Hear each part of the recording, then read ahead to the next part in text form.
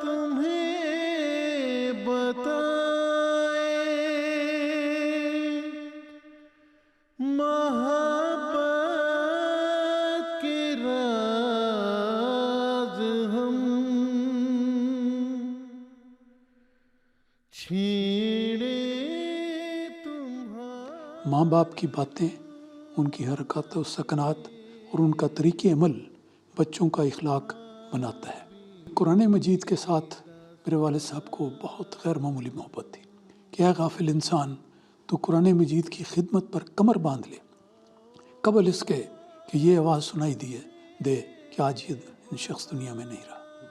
میرے پیارے ابا جان کی یہ خصوصیت بہت نمایاں تھی کہ خلیفہ وقت کی اطاعت ان کو اللہ تعالیٰ کی اطاعت اور رسول کی اطاعت کے بعد اور مسیح موعود علیہ السلام کی اطاعت کے بعد سب سے اول اور افضل تھی۔ چھیڑے تمہاری روح کے خوابیدہ ساز ہم۔ اعوذ باللہ من الشیطان الرجیم، بسم اللہ الرحمن الرحیم۔ ناظرین محترم، حکایات صدق و وفا کے اس نئے ایپیسوڈ کے ساتھ ہم آپ کی خدمت میں حاضر ہیں، یہاں ٹیلفورڈ اسلام آباد اسٹوڈیوز سے۔ الحمدللہ ثم الحمدللہ، جیسا کہ پہلے بھی عرض کیا گیا تھا کہ حکایات کے سلسلے میں ہمارا اگلا پڑاؤ جو ہے اب انگلستان میں ہے، اور یہاں پر بزرگان کے ساتھ گفتگو کا سلسلہ جاری ہے اور انشاءاللہ تعالی آئندہ آنے والے وقت میں بھی جاری رہے گا۔ گزشتہ پروگرام کی طرح آج بھی ہمارے ساتھ اسٹوڈیوز میں موجود ہیں مکرم و محترم مولانا عطاء المجیب صاحب راشد، جو خدا تعالیٰ کے فضل سے ایک لمبے عرصے سے 40 سال سے بھی زائد عرصہ ہوتا ہے کہ آپ کو خدا تعالیٰ کے فضل سے امام مسجد فضل لندن کی حیثیت سے خدمت دین بجا لانے کی توفیق مل رہی ہے الحمدللہ۔ اس کے علاوہ آپ مبلغ انچارج ہیں مشنریز کے، مربیان کے یہاں انگلستان میں۔ مکرم مولانا، بہت بہت شکریہ آپ کی تشریف آوری کا، آپ نے اپنے نہایت قیمتی وقت میں سے ہمیں وقت عطا فرمایا، جزاکم اللہ۔ گفتگو کے سلسلے کو آگے بڑھاتے ہیں۔ میں نے دیگر مہمانوں سے بھی، واقفین سے بھی یہ سوال کیا ہے، آپ کی خدمت میں بھی میرا یہ سوال ہے کہ وہ زندگی میں کون سا وقت یا لمحہ تھا یا دور تھا جس میں آپ نے سوچا کہ وقف ہی کرنا ہے اور وقف زندگی کی حیثیت سے اگلی زندگی گزارنی ہے؟ کیونکہ دنیاوی نظر میں یہ فیصلہ آسان نہیں۔ ایک طرف دنیا کا لمبا میدان ہے جس میں طرح طرح کے سلسلے ہیں اور اٹریکشنز ہیں، اور ایک طرف وقف زندگی کی اٹریکشن ہے۔ آپ نے یہ فیصلہ کب کیا اور اس کا محرک کیا بنا؟ یہ تو مجھے بڑی اچھی طرح یاد ہے کہ یہ فیصلہ میں نے 1965 میں کیا تھا، اور 1965 کا سال وہ ہے جب میں نے ایم اے کا امتحان دیا، اور ایم اے کا امتحان اللہ تعالیٰ کے فضل سے نمایاں طور پہ پاس کیا۔ وقف کا خیال تو پہلے سے بھی ذہن میں آتا تھا، اور اس کا محرک یہ تھا کہ اللہ تعالیٰ کے فضل سے میں دیکھتا تھا کہ ربوہ کے پاکیزہ ماحول میں پھر حضور کے خطبات کو سن کر اور باقی سارے ماحول کو، بزرگان کو دیکھ کے یہ ہمیشہ ذہن میں ایک تاثر ابھرتا تھا کہ اصل اطمینان والی زندگی یہی ہے۔ بڑے بڑے مالداروں کو بھی دیکھا ہے اور کروڑ پتیوں کا بھی سنا ہے، لیکن جو انجام ان کی زندگی کا ہوا وہ سن کے پتہ لگتا تھا کہ ان کے دلوں میں اطمینان نہیں تھا۔ اور جب بزرگان کو دیکھتا تھا ربوہ کے ماحول میں، اور خاص طور پر اپنے گھر کے اندر بھی، اپنے خاندان میں بھی، تو یہ ایک میرا تاثر بڑا گہرا ہوتا جاتا تھا کہ خدمت دین میں جو سکون ہے وہ باہر نہیں۔ اور یہ بات چلتی رہی حتیٰ کہ جب یہ وقت آ گیا کہ میں نے میٹرک کر لیا، اسکول کا جامعہ پاس کر لیا، ایم اے بھی کر لیا، اب اس کے بعد اور پڑھائی کیا کرنی، اب زندگی کے دوسرے میدان میں اترنا ہے۔ تو اس موقع پر میرے لیے میں یہ کہہ سکتا ہوں کہ میرے والد صاحب مرحوم کا نمونہ رہنما تھا، وہ مشعل راہ بنا۔ انہوں نے ہمیشہ خواہش کا اظہار تو ضرور کرتے تھے کہ بھی میں چاہتا ہوں کہ یہ سلسلہ خدمت کا چلتا رہنا چاہیے. آپ کے بھائیوں میں مبلغین بھی تھے، آپ خود مبلغ تھے، داعی اللہ تھے، ساری زندگی اسی خدمت میں گزاری. تو آپ کی خواہش ضرور تھی، لیکن انہوں نے خواہش کو، جس کو کہتے ہیں نا امپوز کرنا، کہ کوئی زور دے کے یا جبر سے کہ بھئی تم بھی زندگی وقف کرو. لیکن الحمدللہ کہ مجھے ان کا یہ نمونہ دیکھ کر اور ان کی زندگی کا اطمینان دیکھ کر اور ربوہ کے ماحول میں بزرگان کی زندگی میں جو خدا ترسی اور اطمینان کی کیفیت تھی، اس کو دیکھ کر یہ میرا بھی فیصلہ ہوا کہ میں بھی زندگی وقف کروں. تو جس دن میں نے امتحان پاس کیا یا آخری پرچہ دیا، وہ دن تھا کہ میرے لیے نئی زندگی میں قدم رکھوں. تو میں نے اسی دن جا کر وقف زندگی کا فارم لیا وکالت دیوان سے، اور وہ پھر پر کر کے وہاں دے دیا، اور والد صاحب سے ذکر کیا کہ میں نے زندگی وقف کر دی. تو بہت خوش ہوئے، اتنی خوشی کہ میں بیان نہیں کر سکتا. مجھے پتہ تھا کہ جیسے ایک آدمی کی عمر بھر کی تمنا پوری ہو جائے تو وہ ہوگا کیفیت اس کا. تو بہرحال بہت خوش ہوئے، اور میں نے بھی کہا کہ میں نے فیصلہ کیا ہے. آپ کی جو مثال ہے وہ میرے لیے دلیل لے رہا تھی. تو اس طرح میں نے وہ وقف کیا. جزاک اللہ. اس کے بعد جامعہ میں اس زمانے میں کیا طریق تھا؟ کوئی انٹرویو ہوا یا کس طرح داخلہ ملا؟ ہر تعلیمی ادارے میں داخلے کے لیے کچھ معیار تو ہوتے ہیں، انٹرویو بھی ہوتا ہے. میرے لیے غالباً ایک ایسا انتظام کیا گیا جو میرے علم کے مطابق نہ پہلے ہوا ہے نہ بعد میں ہوا ہے. ہوا یہ کہ جب میں ایم اے عربی کرنے کے بعد آیا تو ظاہر ہے کہ میری کچھ بیس تھی، عربی کچھ سوجھ بوجھ ہو گئی تھی. تو پرنسپل تھے سید میر داؤد احمد صاحب. انہوں نے بجائے یہ فیصلہ کرنے کے از خود کہ مجھے کس کلاس میں دیا جائے اور کتنے سالوں کی چھوٹ دی جائے، انہوں نے سارے سٹاف کی میٹنگ بلا لی، اور میرا خیال ہے کوئی 25 کے قریب کم و بیش اساتذہ تھے. سارے آگے بڑی سی میز کے ارد گرد بیٹھ گئے. پرنسپل صاحب بیٹھے تھے، مجھے بلا لیا گیا. تو انہوں نے تعارف کروایا کہ یہ ہیں، تو ان کو اب فیصلہ کرنا ہے کہ کس کلاس میں داخل کیا جائے. تو آپ سارے ایک ایک سوال اپنے اپنے سبجیکٹ کے مطابق لحاظ سے کریں.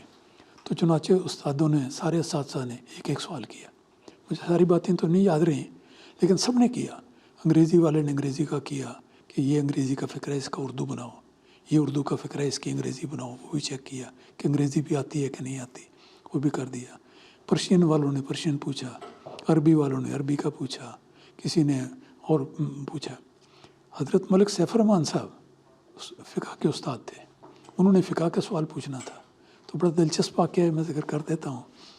انہوں نے مجھ سے سوال کیا بڑا سادہ سا ہی، کہیں کہ انہوں نے پتا تھا کہ میں نے فقہ ایز فقہ نہیں پڑھی ہوئی، تو واقعی علم ہوگا. کہنے لگے، فرمانے لگے کہ یہ بتائیں کہ وضو کس قسم کے پانی سے کرنا چاہیے. بڑا چھوٹا سا سوال ہے. میں نے کہا جی پانی ایسا ہونا چاہیے جو پاک صاف ہو، ٹھیک ٹھاک ہو، اس سے کرنا چاہیے. ٹھیک. کہتے کیا اس کی ہے؟ میں نے بتایا کہ اچھے پانی کی نشانی یہ ہے کہ اس میں بدبو نہ ہو اور اس میں کوئی واضح طور پہ گندگی نظر نہ آتی ہو. کہتے اچھا اگر یہ تعریف ٹھیک ہے، یہ بڑے فقہی انداز کا ان کا سوال تھا. کہتے اگر یہ بات آپ کی ٹھیک ہے تو یہ بتائیں کہ شربت روح افزا سے وضو ہو سکتا ہے؟ تو ساری مجلس سانس پڑی کہ کیسے سوال ہے، اور سارے منتظر تھے کہ اب جواب کیا آتا ہے. تو میں نے عرض کیا کہ بات یہ ہے کہ وضو کا مقصد، پانی استعمال کرنے کا مقصد وضو کے لیے یہ ہے کہ صفائی ہو.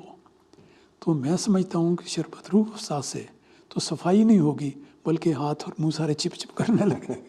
یہی لفظ میں نے بول دیے کہ کہتے ہاں ٹھیک. سارے ہنس پڑے کہ ٹھیک ہے یہ بات. تو چلے آگے کریں.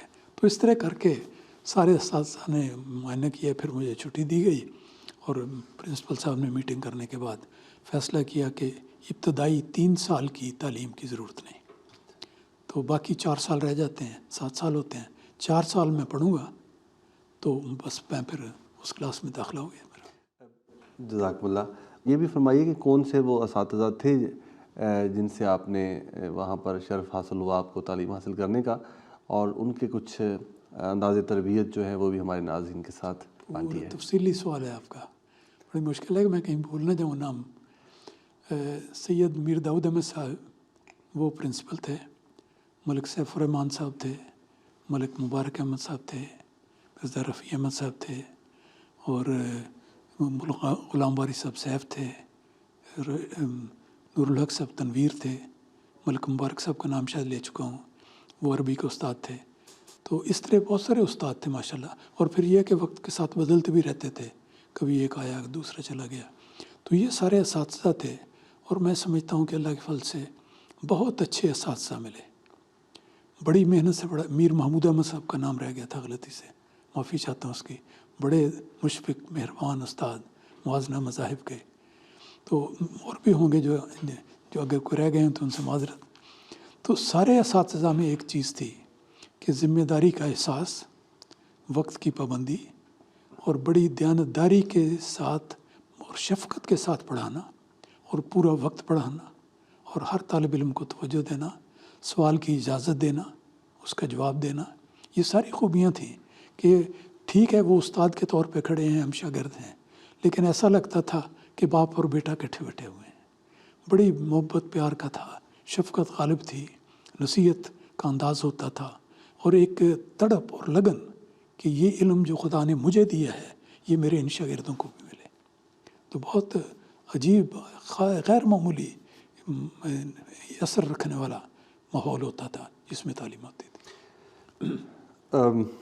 مولانا پھر ایک ضمنی سوال، تعلیم کا چونکہ ذکر چلا ہے، آج کل ہم دیکھتے ہیں کہ جس معلومات کی ضرورت پڑی گوگل کھولا، اس کی سطحی سی معلومات فوری طور پہ میسر ہے، لیکن یہ چیز دیکھنے میں آتی ہے کہ علم گہرا نہیں اب رہا نسلوں کا، یعنی بہت کچھ معلوم ہے لیکن گہرائی میں معلوم نہیں۔ تو علم کی جو گہرائی ہے اس کے لیے کیا گر ہیں، کیا باتیں ہیں جو ایک انسان جن پہ عمل کر سکتا ہے؟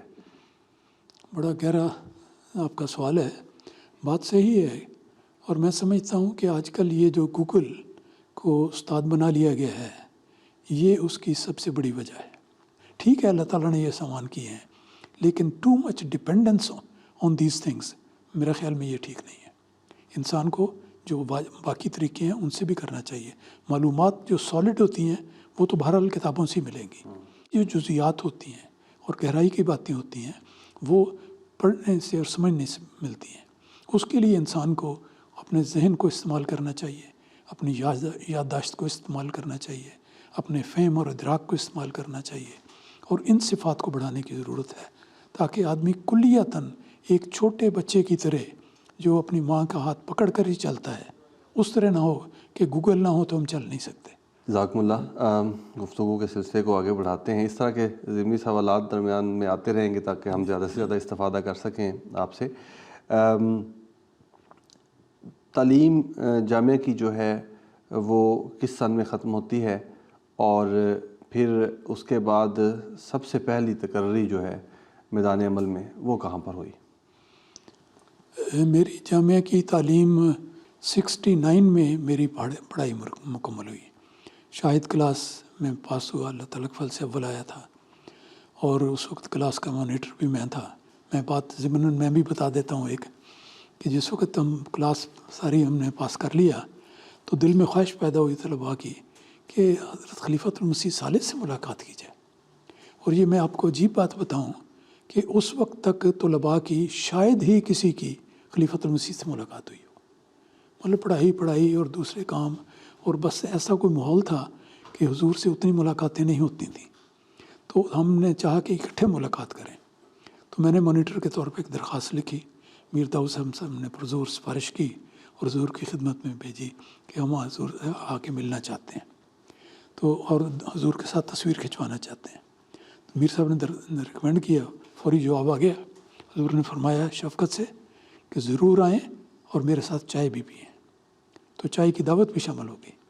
تو ہم گئے، بیٹھے، حضور سے ملاقات ہوئی، لمبی باتیں ہیں، بڑی یہ ایسی داستان ہے کہ جن کا تذکرہ شروع کیا جائے تو آگے سے آگے بات چلتی چلی جاتی ہے اور کوئی کنارہ نہیں ملتا۔ تو بہرحال اختصاص سے میں ذکر کرتا ہوں کہ ہماری ملاقات ہوئی.